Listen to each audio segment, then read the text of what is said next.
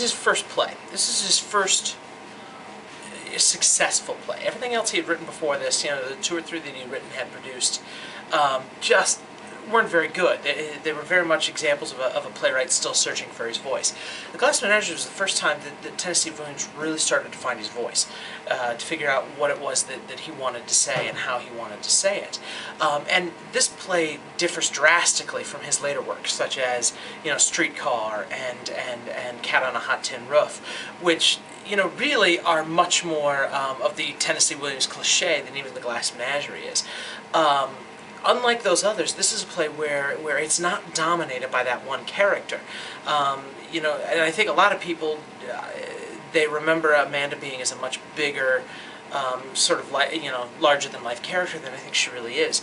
And I think one of the reasons that this play works so well is because those characters, you know, are very close to him. But they're honestly drawn, and of course, you know, this is his most autobiographical of plays as well. You know, he had a mother that suffered from mental illness, and a sister who was very, very sickly, and also dealt with all kinds of depression and other sort of mental illnesses and whatnot. So I mean, this was a play that was a little bit closer to his heart. And of course, you know, Tom is the closest to Tennessee Williams of any of his characters that we see in later plays. You know, notably, you know, Brick being a character that quite often, Brick from Cat on a Hot Tin Roof, quite often, you know, gets pegged as being, you know, Tennessee Williams, but really no. Tom is very much Tennessee Williams. And this one does tend to work because the poetry and the lyricism of it is kept to more in Tom's soliloquies, and it's not as apparent in the action. But he allows himself those opportunities. But people also have to remember this is written in a different time. It's an example of an older style of play. I mean, we're still very much, when this play is written, we're still very much making that transition from that, you know, that late 19th century realism, you know, which isn't nearly as real as the later contemporary style of playwriting that was really ushered in by guys like, you know, Arthur Miller and you know, the playwrights like that. So Tennessee Williams starts to bridge that gap between the older style of theater and a modern contemporary voice.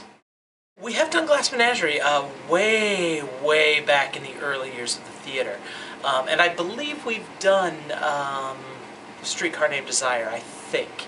But it has been a very long time since anyone's done Tennessee Williams here. So it was time. I mean, he is one of the, you know, top 5 American playwrights of all time. And I mean, he's a name that everybody knows, and his plays are well known. So it's always nice to come back to classic, you know, American literature. And we often think of classic literature being, you know, just the Shakespeares and the Molières and the Chekhovs and sort of that older, you know, foreign sort of playwrights. And it's important to remember that, no, we have some pretty phenomenal classic playwrights here in America, and I think Tennessee Williams fits into that mold. Glass Menagerie is one of those plays that every theater student at pretty much any university in this country has to deal with at some point. It's a very popular play for directors and directing classes to use to break down, because it offers challenges just to a script, yet is very playable for young directors, because it really does force them to focus on you know, character analysis and very tight action in a finite space.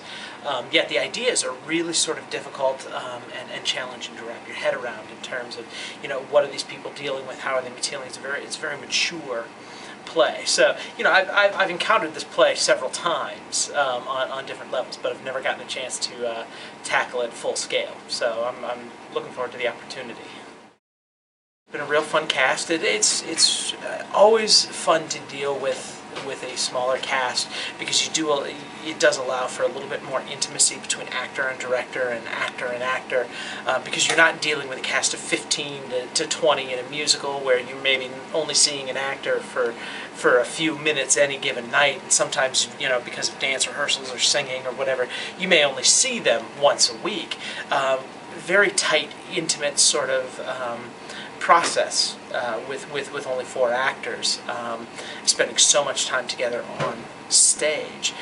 So it's fun to work like that. It gets to be very intense. You get to be doing things a little more detailed than you normally do. you don't just have to paint with those big brush strokes. You can get down to smaller, sort of minute things. The process as a whole has kind of affected me a great deal. This is my first theater experience, actually, as opposed to just watching. So kind of seeing what it takes to actually put on a show definitely has given me a greater appreciation for the art as a whole, and realizing that there's a lot more that goes on to it than just going there and reading your lines and doing it, because I'm working with some great actors. They really are able to portray those characters really well, and whatever I'm doing, I don't know if it's working or not. It's, you know, Greg has been really great with me. Apparently what I'm doing is working well enough for him, so it's not as structured as you think it would be, you know? Like, you don't just go there and do it and you're doing either a good job or a poor job. You just go in there and do it, and I guess feel out the scenes as they come to you.